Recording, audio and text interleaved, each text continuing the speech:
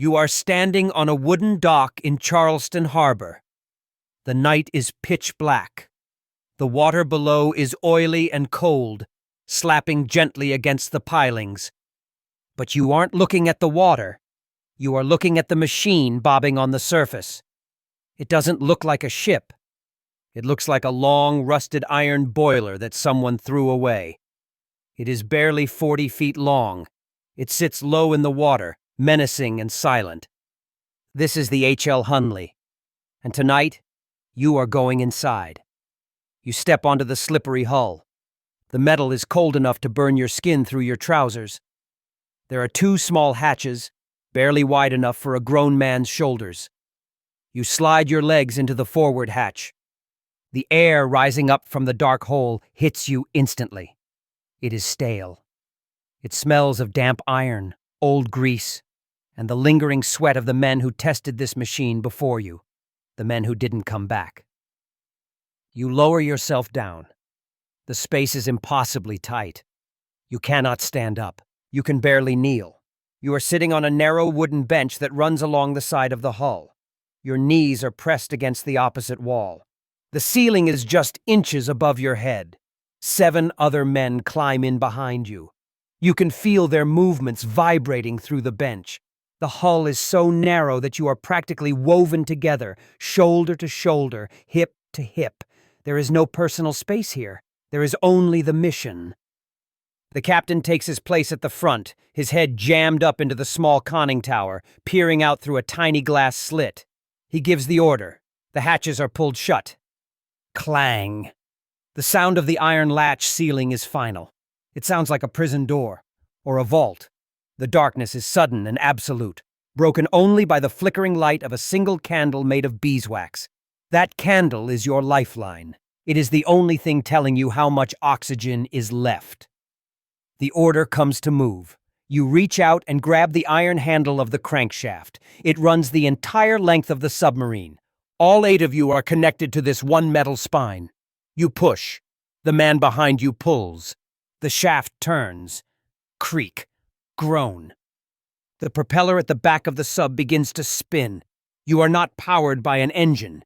You are the engine. You are the motor. You push the heavy iron handle forward, down, back, up.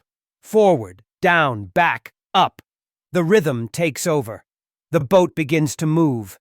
You can feel the floor tilt as the captain floods the ballast tanks. The water rises around your ankles. It is freezing. You are sinking on purpose. The sounds of the harbor, the waves, the birds, the wind vanish. They are replaced by the silence of the deep. Minutes turn into hours. The physical exertion is agonizing. Your shoulders burn. Your back screams in protest. But you cannot stop. If you stop, the boat stops. If the boat stops, you drift. And if you drift, you die. The air inside the tube begins to change. It gets heavy, warm, thick. You are breathing in the exhaled breath of 7 other men. Carbon dioxide is building up. It tastes metallic on your tongue. Your head starts to throb. A dull pulse behind your eyes that grows louder with every turn of the crank. You look at the candle. The flame is getting smaller. It's no longer a bright yellow. It's turning a sickly, translucent blue. That is the warning. The fire is starving. And so are you. The condensation begins to drip. The walls are sweating. Cold drops of water fall onto your neck, running down your spine. You want to wipe them away, but you can't let go of the crank. You just have to let it itch. You just have to let it freeze. The smell is becoming unbearable. 8 men sweating in a sealed can. The stench of oil. The sour odor of fear. You are miles from shore now. You are hunting a giant wooden warship, the USS Housatonic. You are a gnat attacking an eagle. But you have a sting.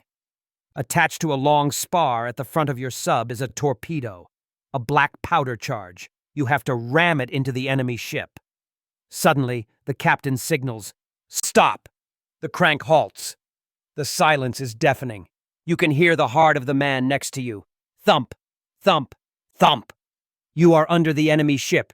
You can feel the pressure of the massive vessel above you, a shadow blocking out the moonlight you can't even see. The captain steers. You are lining up. The tension in the tube is physical. It feels like the air is vibrating. You grab the crank again.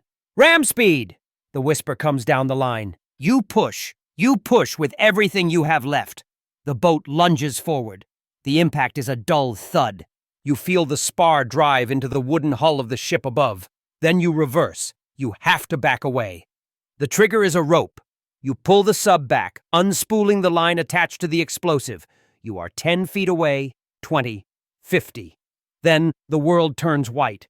Even inside the iron hull, the shockwave hits you like a physical blow. The boat rocks violently, throwing you against the cold metal ribs of the sub. Your ears ring. The candle flickers wildly, threatening to go out, threatening to leave you in total darkness. You have done it. You have struck the beast. But now comes the hardest part. You have to go home. You are exhausted. Your lungs are burning for fresh air. The candle is just a tiny blue dot now. You are dizzy. Your limbs feel like lead, but you have to crank. You have to turn the handle. Forward, down, back, up.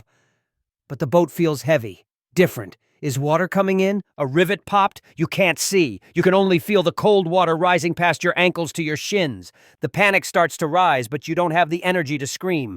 The carbon dioxide acts like a sedative. You feel sleepy. It's a dangerous, narcotic sleep. The man in front of you slumps over the crank, then the man behind you. The rhythm breaks. The propeller stops. The H.L. Hunley begins to drift, settling softly into the silt at the bottom of the ocean. The candle sputters one last time and vanishes. The darkness is total. There is no sound, no pain, just the heavy, crushing weight of the sea and the iron walls holding you in its embrace forever.